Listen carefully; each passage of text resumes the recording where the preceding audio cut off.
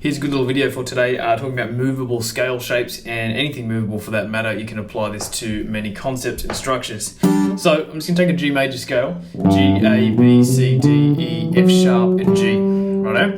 Now talking about the pattern of that, we've got middle to pinky, we've got index, middle, pinky, index, ring, pinky. But always advise, learn your notes if you can, you'll be much better off in the long run. So what we're going to do with this is we're going to take this pattern and restart it on the octave, so the next G in this case. Play it again. Now there's one subtlety that has to happen there. Because the guitar is tuned in fourths and the G to B is tuned in a third, we've got to bring the B string across a fret in the pattern just to make it all even and make sure our notes are still G, A, B, C, D, E, F sharp, G. So check this out. Slowly. Restart. There's my next G, restart. G, A, B, C, D, E, F sharp, G. So at the end of that, I use a little bit of my note knowledge to get there, because obviously I've got no strings left. So let me play that whole thing for you. Restart. Restart. When you're feeling comfortable with that, you can take away the double up on the octave and have it nice and smooth, nice fluent positions. Now, obviously if it works on the way up all the way down, you can go either way, vice versa. So if I'm starting on a pinky, my pattern is now the same, obviously in reverse. So when I get up to here, why can't I go restart, restart, and all of a sudden I'm back to home, but I didn't travel the same way to get there, yeah? So I was just trying to break out of those comfort zones and just use and explore the fretboard a little bit. I'm going to play that whole thing for you up and back, and then we're going to look at a couple of other connections, and I'll just give you a quick demo on how you can do this with anything. So here's your G, first octave, restart, restart. Now at the top, ready?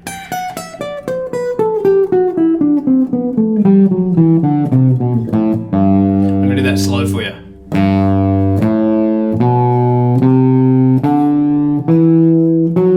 Notice I'm starting with the original finger too, just so I don't get tied up. So middle finger starts all the G's, excuse that crappy note. Now pinky finger is going to start all the G's now. So we're going to slide.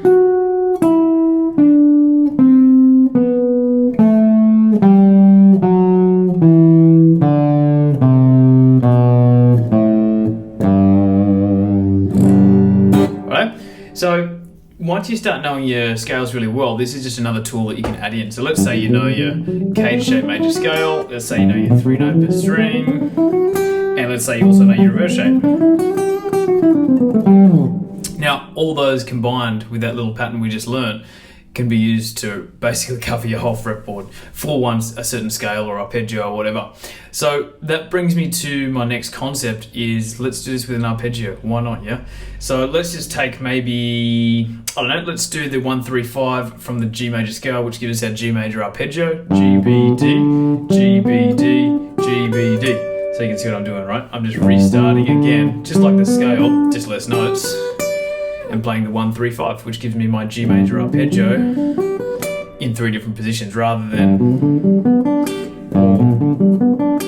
not saying there's anything wrong with that, it's good to know them all. It's just a different vehicle, it's more of a diagonal, horizontal movement than your typical up and down vertical. So just a great little thing you can add in. And like I said, you can do this with anything, it doesn't matter what you're doing. So if you've got a little riff going on, like whatever, now I've got to remember what to play. Something like that. Know what I mean? I'm just making sure I restart all those octaves. It can seem pretty self-explanatory, this, but it's just one of those things that if you haven't seen it before, as soon as you see it and you have a little crack at this, I'd advise going on and using a backing track and just have a little improv over it. You'll be surprised with how many different positions and ranges you've got of your fretboard just with that little tool. Now, another good thing to know, this is taken up to the next level, is, okay, we're in that new position and we know our modes really well, so Ionian, Dorian, Phrygian, Lydian, Mixed Lydian, Aeolian, Locrian, and Ionian again. Just play the root notes of each of those starting points. If you end up in a different spot, okay, what mode am I in now? So if we look at where the index finger is going to the top string, it's the A note, right, which is the second mode, and that would be our Dorian. I just didn't finish on the A. So I can sit there and go, okay, I'm thinking G major, thinking G major. Okay, now I'm actually going to come back and I'm going to think in the Dorian context.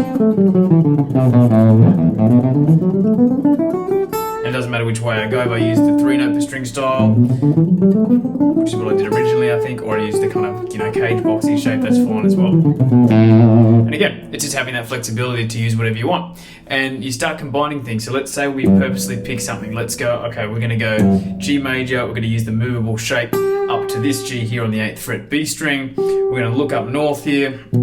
That's the B note, and that's going to be our Phrygian mode. So we're going to mess around with the Phrygian pattern there, and then when we get over to the end of our Phrygian, when we're done with that, we use our arpeggio, G, B, D, finish there. Come back with the G scale. You know what I mean? I'm not even playing, but these ideas are just coming. So I'll just talk and I'll have a little mess around as I'm talking. So here's your G major, sliding up to the next spot.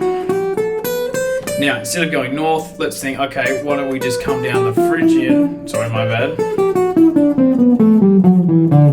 Jamming around with the Phrygian here. Now, when we're done with this, let's go G major scale, G major arpeggio, and come back, G major again, movable shape if you like. There's a G, arpeggio again. Know what I mean? So I'm just fiddling around, but I'm able to get around there just as I'm talking, just with those simple ideas. So practice this movable shape, practice it with many scales, practice it with your minor, slide across that new octave. Practice it with your modes, practice it with arpeggios, practice it with chromatic drills, who cares? But the idea is just being able to move that shape across the fretboard and have all the flexibility that you can. Alright guys, enjoy that. Talk soon.